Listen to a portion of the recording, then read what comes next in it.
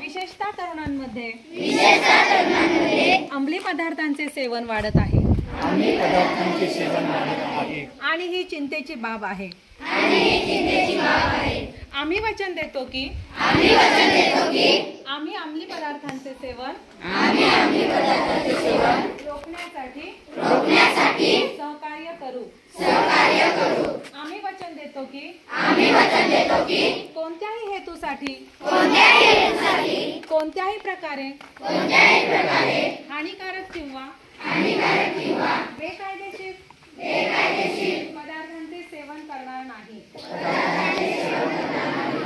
आम्ही प्रत्येक व्यक्तीला विशेषतः तरुणांना प्रोत्साहन देऊन अंमली पदार्थांच्या दुष्परिणामांबाबत जागरूकता निर्माण करू जेणेकरून भारतातील तरुणांना अंमली पदार्थ मुक्त जीवन जगता येईल।